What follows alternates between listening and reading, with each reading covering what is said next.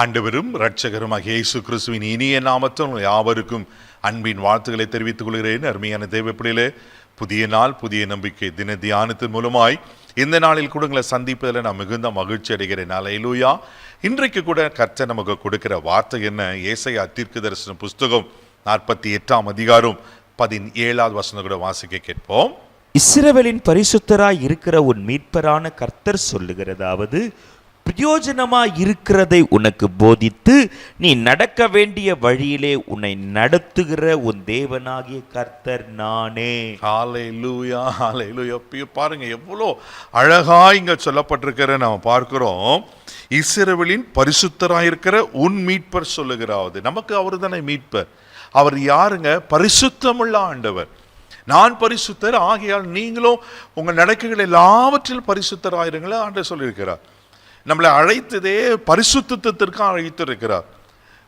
நாம் பரிசுத்தமுள்ளவர்களாக இருக்க வேண்டியது தேவனுடைய சித்தம். 1 தெசலோனிக்கே 4:3-7 வாசிக்கிறோம் தேவ பிள்ளையில. அப்ப பாருங்க, இஸ்ரவேலின் பரிசுத்தராயிருக்கிற மீட்பர் உரைக்கிறது. கர்த்தர் சொல்லுகிறது என்னவென்னா, பிரயோஜனமா இருக்கிறதை உனக்கு போதித்து. ஹல்லேலூயா. நம் ஆண்டவர் நம்மளை பிரயோஜனம் உள்ளவனா வைக்கணும்னு விரும்புகிறார். நாம் பிரயோஜனமான காரியங்களை செய்ய வேண்டும் என்று விரும்புகிறார். அதனால இங்க சொல்லப்பட்டிருக்கு, உனக்கு பிரயோஜனமா இருக்கிறதுல உனக்கு நான் போதிப்பேன். நாம் நடக்க வேண்டிய வழியில அவர் நம்மளை நடத்துகிற ஆண்டவராக இருக்கிறார். ஆமென். இது பொது மொழிபெயர்ப்பு பைபிள்ல எப்படி இருக்குன்னா ரொம்ப அழகா இருக்கு. உங்களுக்காக நான் வாசிக்கிறேன். இஸ்ரவேலின் தூயவரும் உன் மீட்பருமான ஆண்டவர் கூறுவது இதுவே, உன் கடவுளாகி ஆண்டவர் நானே, பயனுள்ளவற்றை உனக்கு கற்பிப்பவரும் செல்ல வேண்டிய வழியில் உன்னை நடத்துகிறவரும் நானே. பயனுள்ளவற்றை கற்பிக்கிறவன். இன்னைக்கு நம்மளுக்கு பயனில்லாத தேவையில்லாத காரியங்கள் தான் நம்ம செய்து கொண்டு இருக்கிறோம். தேவையில்லாத காரியங்களை நம்ம செய்யறதுனால, யோசிக்கிறதுனால நம்மளுக்கு நேரம் தான் செலவாகுது, நம்ம பணங்கள் தான் செலவாகுது, நம்முடைய எனர்ஜி தான் செலவாகுது, நம்ம ஆத்துமா, நம்முடைய ஆவி தான் பலவீனம் அடைகிறது. அதனால தான் ஆண்டவருக்கு தெரியும் நம்மளை எப்படியாவது அவரை போல பரிசுத்தமாய் மாற்ற வேண்டும் என்று பிரயோஜனமானவர்கள் உனக்கு போதித்து. ஆமே. ஒருவேளை உங்க வாழ்க்கையில நிறைய பிரயோஜனம் இல்லாத நீங்க நேரத்தை செலவு பண்ணிட்டு இருக்கீங்களா? பிரயோஜனம் இல்லாத காரியத்தை நீங்க செய்து கொண்டிருக்கீங்களா? அதனால நஷ்டமோ கஷ்டமோ அனுபவிச்சு கொண்டிருக்கீங்களா?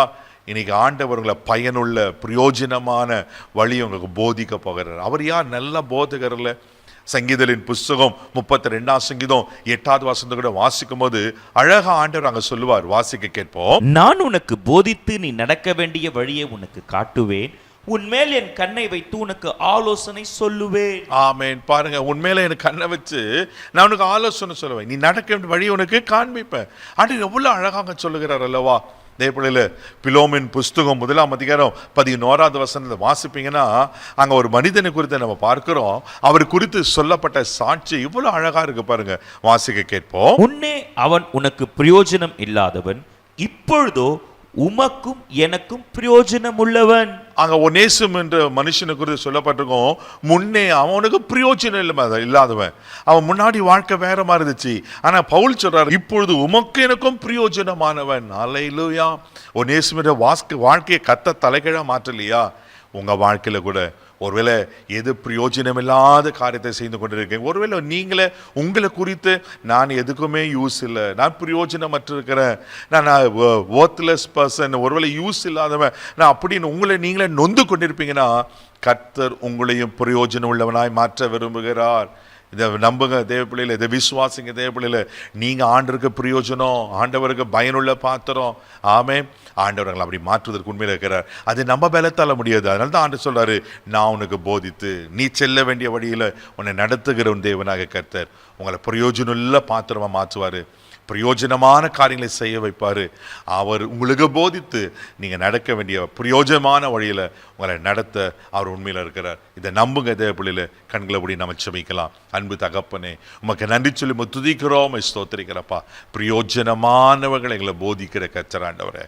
அப்பா, யார் ஒருவேளை நான் பிரயோஜனம் இல்லாத ஒரு பாத்திரம், பயன்படாத பாத்திரம்னு தங்களையே நொந்து கொண்டு இருப்பாங்கண்ணா, இன்னைக்கு அவர்கள் வாழ்க்கையில் பிரயோஜனமான காரியங்களை போதித்து ஆண்டவரே நல்ல வழியில நடத்தும்படியே நான் ஜெபம் பண்றேன்ப்பா. நீங்க அப்படி செய்ய போறீங்க. அதற்காக உமக்கு ஸ்தோத்திரம். கிருபையில கரத்துல தாழ்த்தி ஒப்பு கொடுக்கிறேன். மகிமா உமக்கு செலுத்துகிறேன். இயேசுவின் மூலம் ஜெபம் கேளும் பிதாவே. ஆமென். நீங்க பிரயோஜனமானவர்கள். கர்த்தர் உங்களோடு இருக்கிற தைரியம் போங்க. God plus.